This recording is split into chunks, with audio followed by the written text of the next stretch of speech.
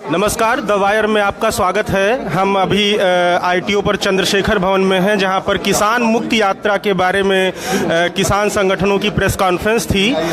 मंदसौर में जो आंदोलन, किसान आंदोलन के दौरान गोलीबारी हुई थी, उसके विरोध में और किसानों की मांग को लेकर के मध्य प्रदेश से मंदसौर से किसान यात्रा 6 जुलाई को शुरू होगी और महाराष्ट्र, गुजरात होते हुए वो दिल्ली आकर के 18 जुलाई को यहाँ एक मोर्चे में तब्दील हो जाएगी। हमारे साथ किसान नेता बीएम सिंह जी हैं, हम इनसे कुछ बातचीत करेंगे और किसानों की समस्याओं के बारे में जानेंगे। अभी हम कल जब इस पर रिपोर्ट कर रहे थे किसानों के बारे में, और हमने देखा कि अलग राज्य बनने के बाद तेलंगाना, वहाँ पर 3000 किसानों ने आत्महत्या की है, जो ये दर्ज मौतें हैं। जिस दिन गोली चली है मध्य प्रदेश में, उसके बाद हत्या की है। क्या आपको ये लगता है कि सरकारें बिल्कुल इस तरफ ध्यान नहीं दे रही हैं, किसानों को मरने के लिए छोड़ दिया गया है? देखिए, हुआ क्या है, किसान विश्वास में मारा गया जी। उसने सोचा जिनको हम वोट देते हैं वो रक्षा करेंगे हमारी जी। और पिछले 15-20 सालों में 3, साढ़े 3, 4 लाख के बीच का आंकड़ा है जो किसानों ने आत्महत्या करी है। अब सबक टूट गया है। अब किसान को लग रहा है कि नहीं, मुझे खुद खड़ा होना पड़ेगा। और तभी आप देख रहे हो आज जो जमावड़ा है, अभी लगभग 150 से लेकर 200 किसान संगठन उनके रिप्रेजेंटेशन था जी। और जो हमसे बात हो रही है, मुझे लगता है कि मुश्किल से 10-20 बचेंगे, बाकी सब इकट्ठे आ जाएंगे। क्योंकि अब किसान को लग रहा है अपनी लड़ाई खुद लड़नी पड़ेगी। अपने आप को अगर जिंदा रखना है तो कम से कम सामने आना पड़ेगा। और ये काम नहीं चलेगा, सबका होगा तो मेरा भी हो जाएगा, क्योंकि सबका बेड़ा गर्क हो चुका है आज। अच्छा, बड़े बड़े घरानों के कर्ज माफ़ हो रहे हैं और हर सरकारें कर रही हैं। पिछली सरकार ने भी किया, नई सरकार भी करेगी, उनके माफ़ करती है लोन, और वो अरबों में होता है। और लगभग 3 लाख करोड़ में पूरे देश के किसानों को राहत मिलने वाली है।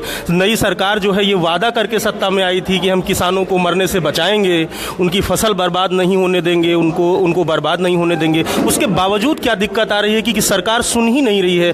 केंद्रीय मंत्री जो हैं वो मजाक उड़ा रहे हैं कि ये तो फैशन हो गया है। तो इस पर क्या सोचते हैं? देखिए, पहली चीज़ तो मोदी जी को, क्योंकि ये अगर टिप्पणी कर रहे हैं मंत्री, मजाक उड़ा रहे हैं, किसका मजाक उड़ा रहे हैं? प्रधानमंत्री ने इसकी शुरुआत करी थी कि आपका लोन माफ़ किया जाएगा, क्योंकि उनको हमारा दर्द पहचाना, उन्होंने हमारी ज़रूरत महसूस की उन्होंने। और अगर ये मजाक उड़ाना चाहते हैं तो शुरुआत किसने की? प्रधानमंत्री ने। किसानों को तो मजाक उड़ा ही रहे हो, साथ साथ आप अपने प्रधानमंत्री का भी मजाक उड़ा रहे हो। हमारा कहना बड़ा सीधा है। आज की तारीख में जब प्रधानमंत्री ने कहा कि सबका साथ सबका विकास, तो देश के प्रधानमंत्री हैं।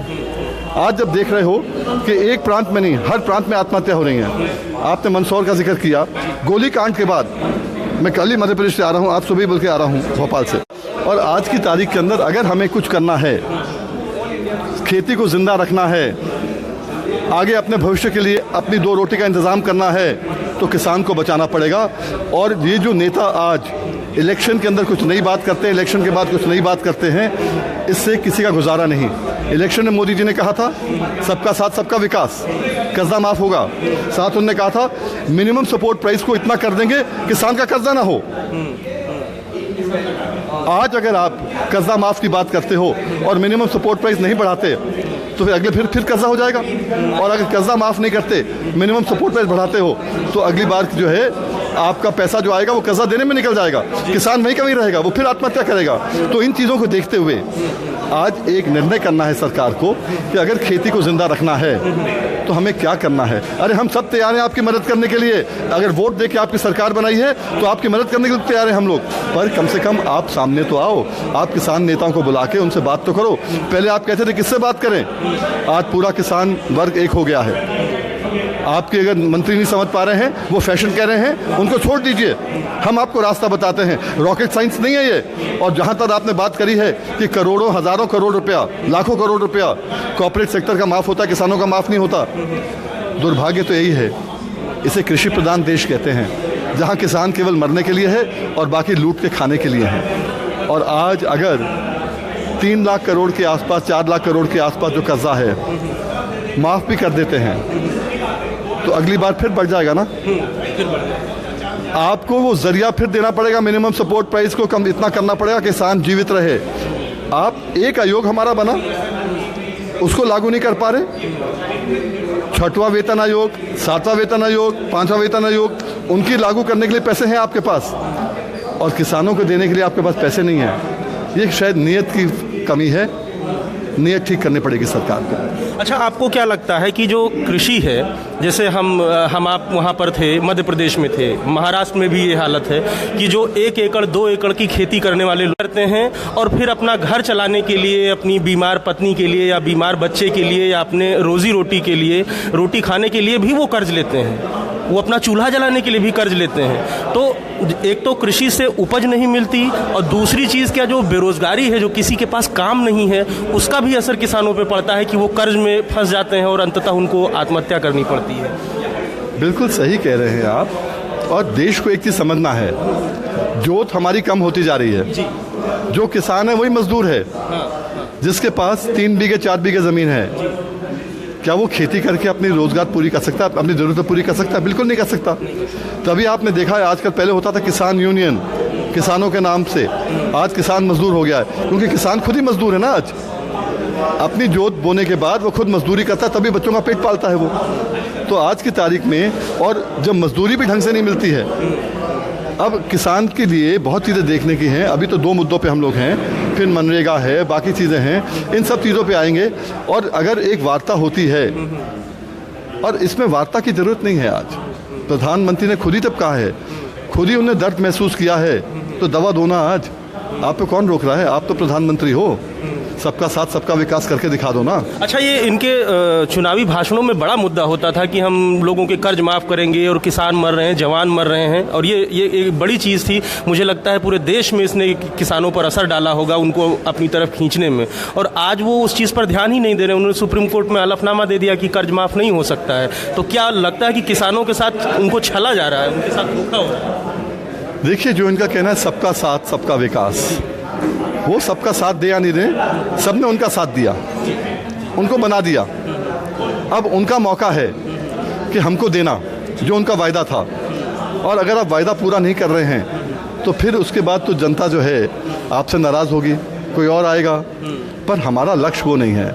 हमारा लक्ष्य, मोदी जी, आपने कहा है आप पूरा करो। हम आपके विरोध में नहीं उतरे हैं, हम केवल आपको याद दिलाने के लिए उतरे हैं कि ये आपका जो काम है, आपने अधूरा छोड़ा है, इसको पूरा करो। 2 साल अभी बचे हैं। इसके बाद क्या होगा कि आगे के लिए एक रास्ता खुलेगा कि किसान कम से कम खेती कर पाएगा। आज बच्चे जो खेती नहीं कर रहे हैं, खेती छोड़ के जा रहे हैं, वो फिर वापस आ पाएंगे। उनको, बच्चों को अगर बात करते हैं, उनको जो है रोज़गार नहीं मिल रहा है, उनको खेती करना नहीं चाह रहे, रोज़गार उनको मिल नहीं रहा, तो रास्ता क्या उनके पास? क्राइम, डिप्रेशन, बच्चों को बर्बाद करने का काम कर रहे हैं। क्या हम काम कर रहे हैं आज? इसलिए देश को संभालना है, अगली पीढ़ी को संभालना है, तो हमें कम से कम सबको खड़ा होना पड़ेगा। अच्छा, ये बहुत ऐतिहासिक है, अभूतपूर्व ये है कि पूरे देश के किसान संगठन एक साथ एक मंच पर आ गए हैं। तो अभी किन किन मुद्दों पर सहमति बनी है? अभी किस मांग को लेकर के ये यात्रा चलेगी? ये जरा हम लोग केवल 2 मजबूरियां जो हमारी हैं, जिसके कारण आदमी आत्महत्या कर रहा है, उनके ऊपर लेकर चल रहे हैं। पहला ये है कि जो आपने कहा था कि स्वामीनाथन की रिपोर्ट के तहत 50% प्रॉफिट देंगे हमारी लागत के ऊपर, वो दीजिए कि आगे से कोई दिक्कत ना आए हमें। नंबर 2, आपकी गलतियों के कारण आज 11 साल रिपोर्ट को हो गए आए हुए, तब तक जो है हमारा कर्जा बढ़े जा रहा है क्योंकि आपने लागू नहीं की रिपोर्ट, इसलिए जो कर्जा हो गया उसको माफ़ करिए। ये दोनों मुख्य मुद्दे हैं। और जहाँ MSP की बात है, हर फसल का MSP होना चाहिए, और जो MSP पे ना ले उसके खिलाफ 3/7 के ऊपर कार्रवाई होनी चाहिए, जेल फिरना चाहिए उनको। MSP का मतलब क्या? गारंटी का मतलब क्या है? आपने गारंटी दे दिया 16 से 25 का और बिक रहा है 1100 रुपये में, फ़ायदा क्या हुआ? किसान का खर्चा आ रहा 1300 रुपया, बर्बाद हो गया वो। तो इसलिए करना है हम लोगों को, मिलजुल के एक काम करें कि देश को फिर से संवारने का काम करें। कृषि प्रधान देश है हमारा देश है, धरती माता के प्रति हम इतना तो कर सकते हैं। अच्छा, MSP सरकार अगर तय कर देती है तो जैसे पंजाब है, हरियाणा है, यहाँ पर खरीद केंद्र हैं, सरकार ने बनवा रखे हैं। जैसा कि देवेंद्र शर्मा जी कह रहे थे कि अभी पूरे देश में 40 से 45 हज़ार खरीद केंद्रों की ज़रूरत है। आपने MSP लागू भी कर दिया, लेकिन आपने खरीद केंद्र ही नहीं बनवाए हैं, तो किसान मजबूरी में वो निजी बनिए के पास जाएगा, यहाँ वहाँ बेचेगा। तो ये सरकार जब तक ये नहीं करती है कि सरकारी खरीद केंद्र बनवाए, तो एमएसपी का भी ज़्यादा फायदा किसानों को शायद मिलेगा, नहीं मिलेगा, आप बताएं क्या? मैंने इसका आपको उत्तर दे दिया। और किसान के लिए उनने कर दिया कि मिनिमम सपोर्ट प्राइस से कम मंडी में बाहर कोई व्यापारी नहीं खरीदेगा। जो खरीदेगा 3/7 लग के उसको जेल भेज दिया जाएगा, तो कोई कम नहीं खरीदेगा और एमएसपी लागू हो जाएगी तत्काल, ना मंडी ना कुछ। अरे हर रॉकेट साइंस नहीं है हर चीज़ के अंदर, केवल थोड़ा दिमाग लगाने से काम है। और हमने कोर्ट का ऑर्डर लिया हुआ है, हाई कोर्ट का ऑर्डर है कि आपको 100% खरीदना पड़ेगा अगर रेट कम होता है तो। पर रेट अगर कम नहीं होगा, मिनिमम सपोर्ट प्राइस लागू होगी व्यापारियों पर भी, तो मामला खत्म हो गया ना। जी शुक्रिया। तो ये थे हमारे साथ बीएम सिंह जी, किसान नेता, जिन्होंने आपको बताया कि क्या क्या दिक्कतें अभी आ रही हैं। और ये किसान मुक्त यात्रा के बारे में आपको फिर से बता दें कि मंदसौर से 6 जुलाई को ये यात्रा निकलेगी।